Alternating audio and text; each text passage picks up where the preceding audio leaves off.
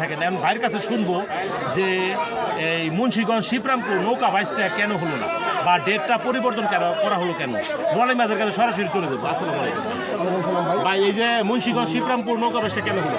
ভাই অনেক সুন্দর একটি প্রশ্ন করছে যে কেন হলো না। এটা আমাদের মুন্সিগঞ্জ শিবরামপুর বাইচটা হয় নাই পূজার কারণে।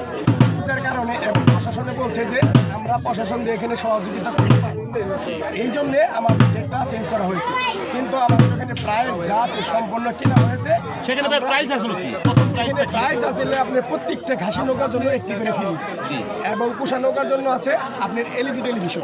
মানে প্রত্যেকটা নৌকা অংশগ্রহণ করলেই ওখানে আপনার প্রাইস দেওয়া হবে। এটা আমাদের লিটন ভাইরুর দিকে আর এই শিবরামপুর এলাকাবাসীর দিকে বিশাল একটি নৌকা বাইচের আয়োজন করা হয়েছে। এই ফ্রিজটা দেওয়ার কারণ হলে প্রাইস তারা দেখাবে, হুন্ডা হলে বিশাল বিশাল মাল নিয়ে দুর্নীতি হয়।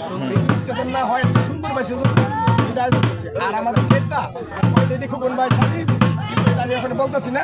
বলছে আমি থানা থেকে পারমিশন নিছে, এটা রবিবারের কথা বলছি, কিন্তু এটা রবিবারের কথা। আপনারা ফাইনাল হলে অবশ্যই আপনারা ইউটিউবের মধ্যে সবাই প্রচার করে দিবেন। আমরা যেহেতু একবার ডেট চেঞ্জ করছি, আমরা প্রচার করে দিচ্ছি। আপনি ইউটিউব এবং মাধ্যমে কিন্তু আজকে বাইস এই প্রচার হচ্ছে না এবং ওই জায়গায় যাচ্ছে না। মানুষগুলো কিন্তু আজকে অনেক জ্ঞাত হয়ে যায়, অনেক মানুষ কিন্তু ওখানে যায় নাই। অনেক মানুষই কিন্তু প্রচার করে দেখে কিন্তু হ্যাঁ যায় নাই। আমার খুব